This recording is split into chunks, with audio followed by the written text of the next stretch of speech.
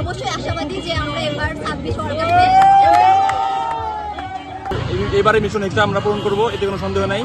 আর আমাদের নিয়ে যারা দল যারা মানে ষড়যন্ত্র করতেছে, যারা আমাদেরকে পচাচ্ছে, তাদেরকে আমরা এটাই বলতে চাই, বিশ্ববিদ্যালয়গুলোতে ঘাটে দেখবেন যে শিক্ষিত পোলাপান যারা আছে তারা বেশিরভাগ ব্রাজিল সাপোর্ট করে। আর অন্যান্য জায়গায় দেখবেন, যেমন বস্তিতে গেলে দেখবেন অনেক বেশিরভাগ পোলাপান, টোকাই পোলাপান দেখবেন ব্রাজিল সাপোর্ট করে। তো এর বেশি কিছু বলতে চাই না, আশাবাদী আছি যে ব্রাজিল এবার কাপ নেবে ইনশাআল্লাহ। আমাদের টিম ফিট এবং সব দিক থেকে এবার ব্রাজিল একটা গুছানো প্রিপারেশন নিয়েছে। তো আমরা রাজশাহী বিশ্ববিদ্যালয়ে আজকে যারা ব্রাজিল সমর্থক গোষ্ঠী আছে সবাই আমরা দলকে শুভবার্তা জানার জন্য একত্র হয়েছি, বিজয় মিছিল উদযাপন করছি এবং ভালো খেলবে ব্রাজিল, এইটুকুই আমাদের প্রত্যাশা। আমরা তো আসলে 7 আপ যদি বলতে হয় এটা জার্মানির সাপোর্টাররা বলবে, প্রথম কথা। দ্বিতীয় কথা হচ্ছে এখন যদি বিশ্বকাপের স্ট্যাটিস্টিক্স গুলো আপনারা দেখেন, ওইখানে উইন রেট থেকে শুরু করে সর্বোচ্চ ম্যাচ খেলা, সবচেয়ে বেশি কোয়ালিফাই করা, সবচেয়ে বেশি বিশ্বকাপ জিতা, সব কয়টা রেকর্ড এখনো ব্রাজিলের দখলে আছে। সেই দিক থেকে আর্জেন্টিনার সাপোর্টাররা যদি তারা এই কথা বলে, আসলে ওগুলা একটা কম্পারিজন হয় না আমাদের সাথে। আমাদের 5টা বিশ্বকাপ, ওইটার সমপক্ষে যদি কখনো তারা আসতে পারে তখন হয়তো আমরা তাদেরকে রাইভাল হিসেবে ভাববো। আর্জেন্টিনাকে আমরা সেরকম রাইভাল হিসেবে ভাবিই না।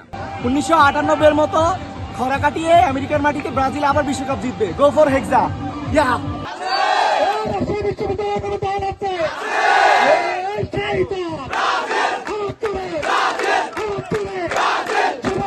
কোশ্চেন করার কিছু নাই, কারণ আর্জেন্টিনা ডিফেন্ডিং চ্যাম্পিয়ন এবং যেই টিম নিয়ে আর্জেন্টিনা গতবার চ্যাম্পিয়ন হয়েছে সেই টিমে আবার মানে আর্জেন্টিনা আসছে। কিছুটা পরিবর্তন আসছে, যেই পরিবর্তনটা গতবারের দুর্বলতা ছিল সেইখানে আমরা আরো পরিবর্তন করছি। এটা হচ্ছে প্রথম বিষয়, আর্জেন্টিনার স্কোয়াড।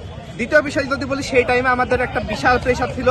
আমরা হচ্ছে তার আগের যদি চিন্তা করি তাহলে আমরা 15 কোপা আমেরিকা ফাইনাল হারছি, 14 বিশ্বকাপ হারছি, তারপরে 16 কোপা আমেরিকা ফাইনাল হারছি, মানে 17 কোপা আমেরিকা ফাইনাল হারছি, দিয়ে 20-এ কোনো মতে চ্যাম্পিয়ন হয়েছে। তো আমাদের একটা প্রেশার ছিল যে আমরা কিভাবে চ্যাম্পিয়ন হব।